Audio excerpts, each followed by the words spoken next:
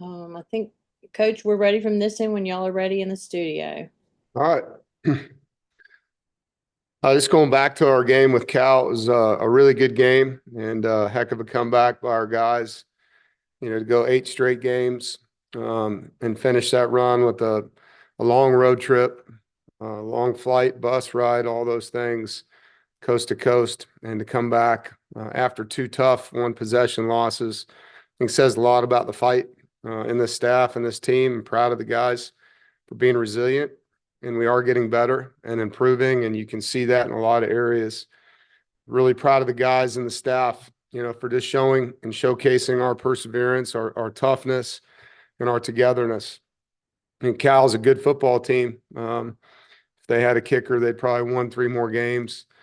They have a really good defense. They lead the conference in turnover margin and scoring defense. So to win this game on the road was a heck of a game. And the passion and will to win of our players in the fourth quarter was really a beautiful thing to see.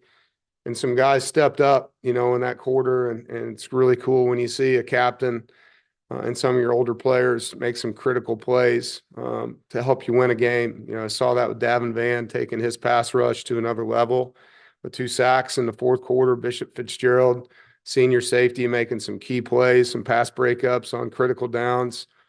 Can't say enough about CJ Bailey and his improvement, how he's grown not just as a player, but as a leader, finding chemistry with his guys. You see it with different players and growth with him and Justin, Jolie, and KC, Noah, Dakari, giving guys chances to make plays down the field with balls that the defense can't make plays on. And Wesley Grimes made a really nice play. Keenan and Terrell continue to improve. And then obviously Hollywood Smothers, has been explosive for us, catching the football and running after the catch. But you just see CJ's confidence growing. And I like how he's giving his guys a chance to make plays. He's protecting the ball better. And we played complementary football in that fourth quarter. And we've played really well in the fourth quarter this year, with the exception of the end of the Wake game. I think our guys have really done a good job. And now, obviously, from an improvement standpoint, something we need to do better at the beginning of games.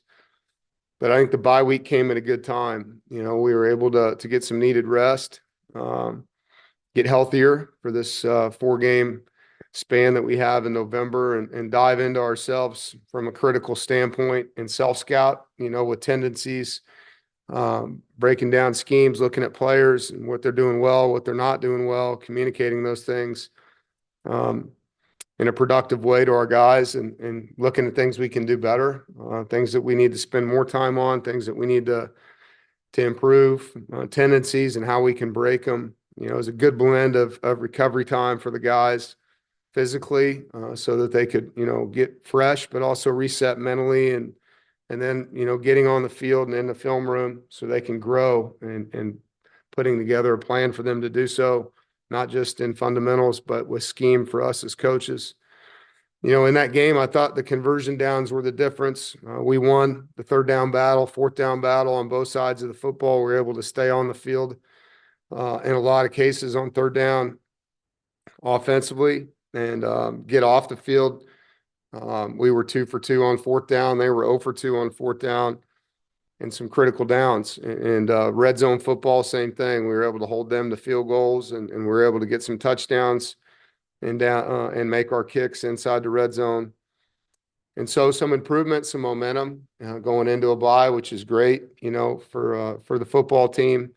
And now we move on to this 4-game stretch, starting with Stanford and home game. Excited to be back home and for the next 2 games, the last 2 home games for us. And our crowd was amazing at the last home game, and would love to have you here in full force for these next 2 final games of the year and bring that energy and help us in our efforts to finish strong. You guys are a factor at home, and these next 2 games need to have that.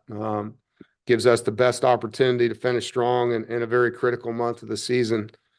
Stanford's a tough team. Physically, when you watch the film, they play really hard. They've had 3 different quarterbacks, and they're all athletic guys that can run around.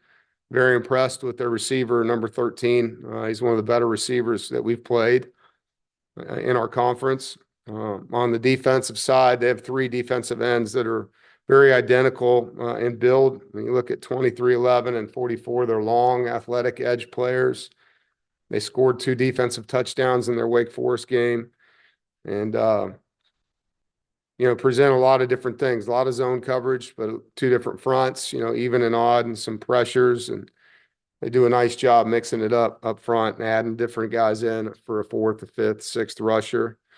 But really focusing on how we can get better and continue to grow with the young guys that we're playing with, particularly on offense, and getting some healthier guys back in the fold. And Brandon Cisse, practiced for us this week so far, and looks like he's ready to return, which is great for our secondary. And just finding those little things, the turnover margin and finishing critical plays. And every football game comes down to 4 or 5 plays, and you just don't know when they're going to happen. And pushing these guys to make those plays in practice, just playing fast and physical and together. As I said, November is a really critical month in college football for all programs. And, you're putting yourself in a position to have postseason play or not. And I love to finish, and I know our players do, and look forward to the opportunity to do so here these next 4 games. Questions? All right, use the raise hand emoji if you've got a question. Rob McClam. Yeah, Dave, you didn't have to play last week because of the bye. I don't know you needed the bye, but had you had to play, how long did it calculate you guys to get back to the East Coast swing of things? Would it have been really difficult to make that transition? Yeah, it would have been challenging. I mean, we played the 12:30 game in California, as you know. And with that being said, still didn't get back to Raleigh till almost 4 a.m. And so, it would have been hard to have anything on a Sunday with the guys. It was 4 a.m. Sunday when we landed.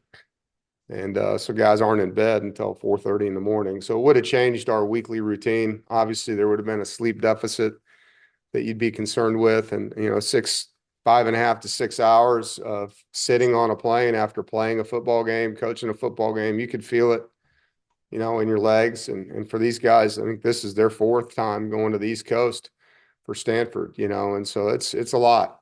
Travel is real. You can feel it. And for us, going out there on a Thursday made a difference. I can tell you that, changing our routine from a travel standpoint. But I am thankful we have a bye on the back end of this, particularly with it being our 8th straight game. It would have been really hard playing 9 in a row coming off of that one. Jaden. Dave, obviously, Grayson Mcall, announced his medical retirement last week. Just how did those conversations go when he talked to you about that?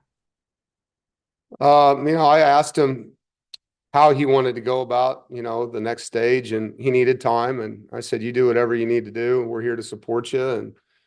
And that's really it. I'm like, when you're ready to announce the next steps, let's have a conversation. And we knew where this thing was going. And, I wanted him to do it his way. He's earned every opportunity in the sport.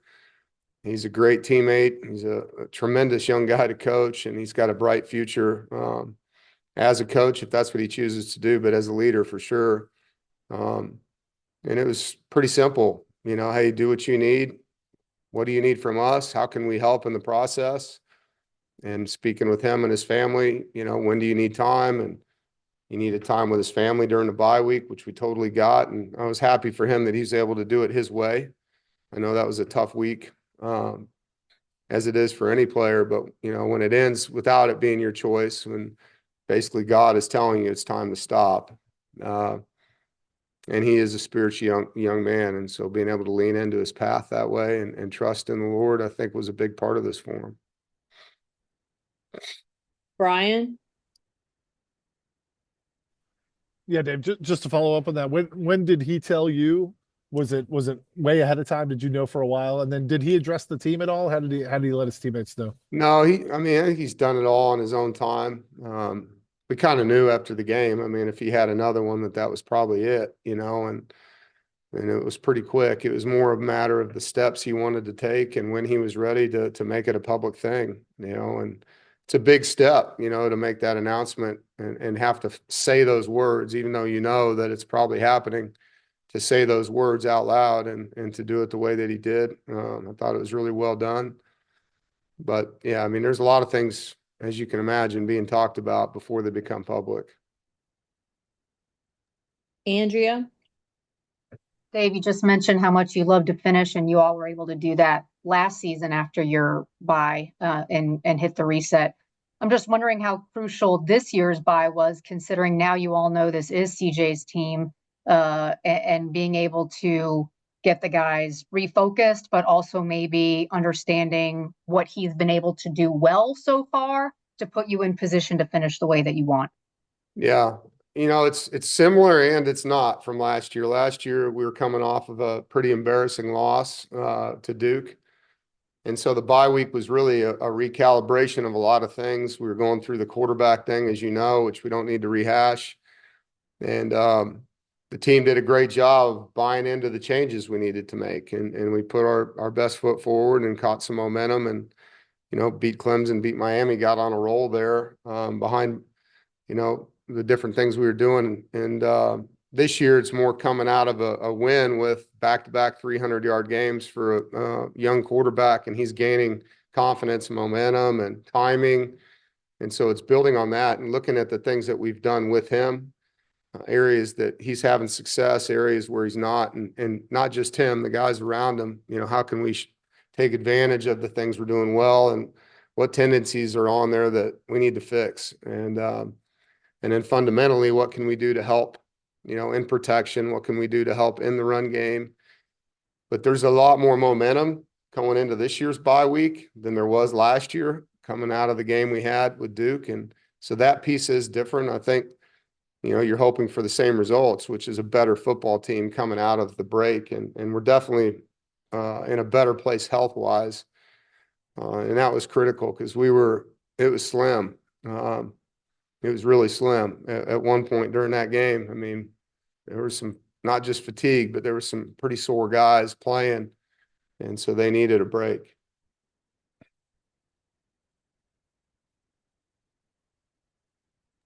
Noah? Hey, Coach, you mentioned the bye week. What did you learn the most about this team after, you know, watching back the film and being able to, you know, take a week and spend on your own team this past week? Well, without giving away things, because, you know, we have to play a game, there's a lot of things you learn. The big picture things, you know, we need to play better early in the game. We are a really good fourth quarter team when you look at it statistically, and we're not a really good first quarter team. And so, you know, being able to start the game better is something that sticks out statistically. When we take care of the football and do a good job on defense, getting it back, I mean, we're undefeated since 2020 when we win the turnover margin. And if you look at the games we've lost this year, it's a problem in those games.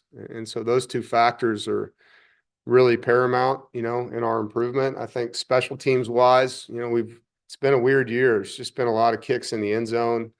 Our kickoff return hasn't had a lot of opportunities. Our kickoff teams only had one kick back. When you look at what you need to get better at, you know, our punt coverage at times, Caden's been a huge weapon, and at times we haven't had the same success. And so being more consistent, I think, in that area, I think, you know, looking at our place kicker, Kanoa from 40 and ends 100%, knock on wood. You know, we've had him try some longer kicks and haven't had success there. It's an area that he can improve. You know, one of them's not on him. You know, kicked a 52-yarder into the wind because it was 4th and 20. Normally I'd have gone for it there. But I like what he's doing. You know, it's interesting when you see it because, like, even our punt return team, we've been in safe punt almost a third of the time. And if you can get your punt block team on the field, you got a chance for returns. You got a chance to rush punts. And we've just had a lot more fourth and medium to shorts where you're worried about fakes from the other team. So that's an area that we're really looking at, you know, how we can gain an edge in the special teams part of the game. Because as you know, that's been a big factor for us over the years, being able to win games with that third of the game. And really the focus is individuals, you know, that have a lot of reps and how we can help them take another step. There's little things in each position. And you look at the offense and you start always up front, you know, what can we be better at each position? Left tackle, left guard, center, right guard, right tackle, tight end. And finding one little thing in each guy's game. We call it a one more here, but the thing that they need to either put on film or take off of film between the bye week and the next game. I really believe in that aggregate improvement, across the board. And you look at each player.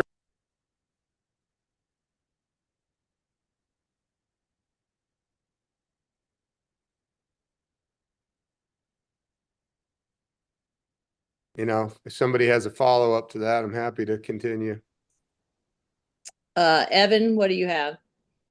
Yeah, Coach, two questions. One, I know that this probably must be the billionth time you've had to talk about it or think about it, but does Grayson's decision to retire from football make you rethink concussions and football players and how they deal with safety and how the league deals with safety? And the second question is, have you had any kind of conversation with Grayson about his path to becoming a coach, whether he's sought you out for advice on where to start or if he has a place on this NC State team and now or in the future as a coach? Yeah. Part one of your question, we take their safety very, very seriously. And, anytime there's any type of brain injury, concussion, they go through a rigorous protocol. And sometimes it's second and third opinions. Sometimes it's even going to the NFL to get advice. Our staff does a tremendous job medically downstairs, Justin Smith and our team of docs. And, those aren't decisions coaches make. They're not. And as far as him as a coach, yeah, absolutely. I told him, like, if this is the path you want to be on, we're all in helping you. And obviously he's got our staff. He's got Coach Beck's staff. He's got Coach Chadwell's staff. He knows a lot of coaches, and so he's going to have opportunities in this profession if this is what he wants. And I think right now he's just kind of feeling things out. I don't think it's good for anybody to make rush judgments when they don't need to. He's got time, and I think he's just enjoying being around the team right now. He's still a captain. He's still leading. He's helping CJ and Lex in meetings at practice today. He was fantastic. He's out there giving them advice, talking about what he sees, and he loves the game of football. He loves the brotherhood of football, and he's going to be really good. If that's the path, it could be high school, could be college. Who knows which direction he takes it, but I don't think there's a rush to that. The guy just made an announcement. He's not playing anymore. You can give him some time to decide his future. Well, Coach, quick follow-up. In terms of the safety, I meant more so about your opinion on should players wear guardian caps or maybe some kind of extra. Obviously football is a naturally violent sport, but there's really no way around it when you're a player and you're getting hit over and over again. So have you had any extra thoughts about that now that Grayson's gone through this? Well, in his case, it wouldn't have mattered. The helmet came off. And so, yeah, I think those are things that need to be discussed in the offseason. Again, there's a lot of medical people that look at the safety, not just in the NFL, but the college level. And as coaches, we're going to do what they recommend. And we wear them in practice every day. If they think that's the best foot forward in college football, then yeah, I would be 100% behind it. But again, I'm not going to make medical decisions based off statistics that I don't have my hands on. And if that's the direction people want to take it, you're going to have full support from NC State. Rob? Yeah, Dave, you just played Cal. You're playing Stanford this week, obviously. And then I know Duke just played SMU. So you're scouting them, I would imagine as well. So having seen the three teams, I was just wondering if you have an opinion as to what type of value they're bringing to the ACC and the competitive level. And just, I think they all have a lot of enthusiasm for being in the league as well. Yeah, I watched the Duke SMU game live. That was a crazy game. All the turnovers, and SMU certainly is having a good season. You can see their value, the way they're playing, and very explosive on offense. We just played Cal, and like I said, they have the number one defense in our league right now statistically. And so 17.1 points a game, I think is what I saw today. It's pretty impressive. And I'll have a better feel for you on Stanford after we play them. But, all three teams are good football teams. They're well coached. Have a lot of respect for their coaches, being around them. They're first-class guys. They're very professional guys. They know the league, and they've been around the sport. And I've known two of them longer than Troy's the one I've probably known the least amount of time, who we're playing this week. But they're good coaches, great programs, good schools. I got to tell you, playing at Cal, it's, getting there is one thing, but being there, it's a cool stadium. It's cool to be in that environment, and our players really enjoyed, being in the Bay and seeing all that, and it's a life experience for them. So I don't see anything but positives that way. Brian Pirtle.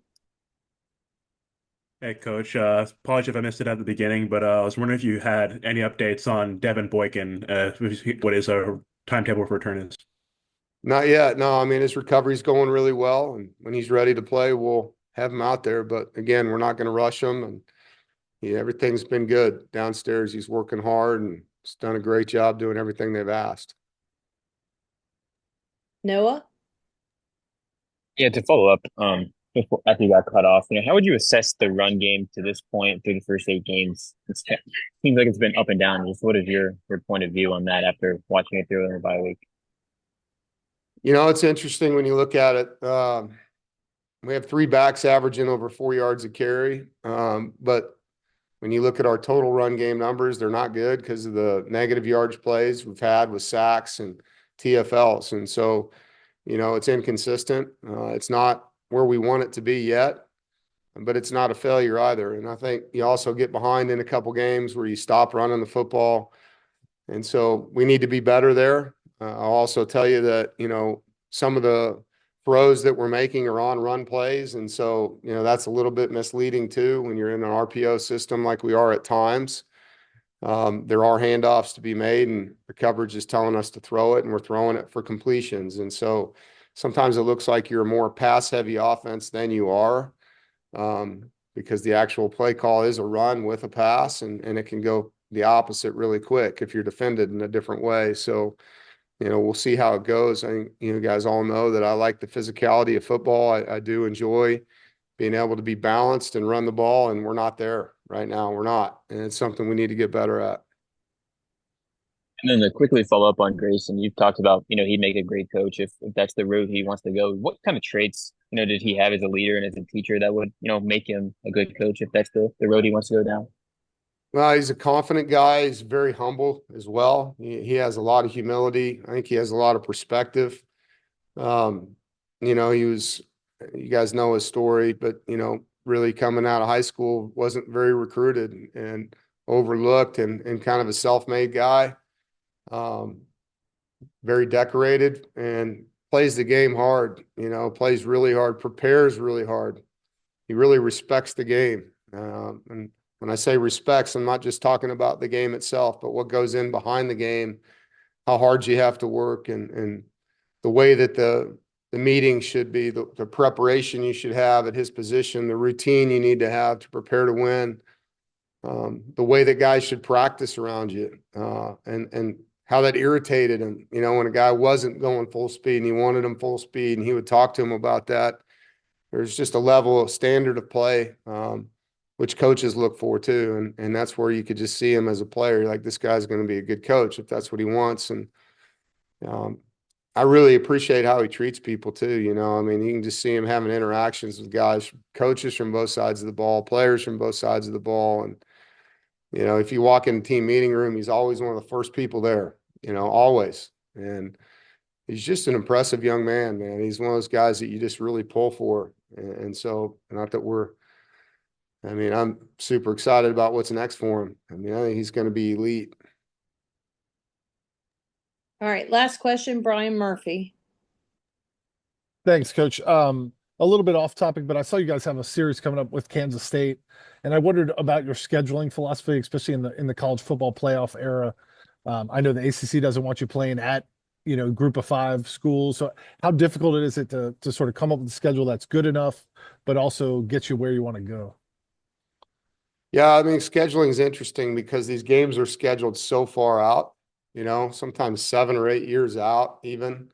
And I don't know how you can do it right anymore because these conferences keep changing, and you sit there and you schedule a game and you wonder, is that league now going to force them to play more league games? And now, we've had some teams cancel on us in the SEC because they're, potentially having to play more league games.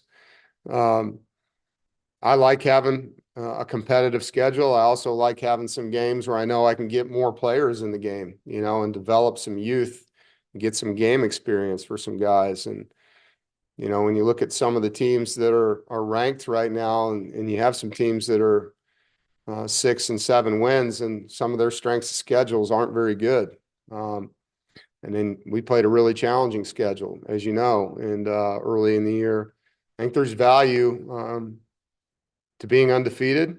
I think there's also value, you know, like Clemson opened with Georgia, and that's a tough opener, but it sure got them ready for the rest of the season. They're playing really good football right now. So, you know, I think you got to be smart about it. You don't want to put too much too soon because you do need to play your roster early in the year. I think that's really important to get some of your backups meaningful reps, but you don't want it to be a cakewalk either. You want to be tested, and you want to play against some good players so you're ready for those higher up conference games. All right, everybody. Thank you. All right. Bye-bye.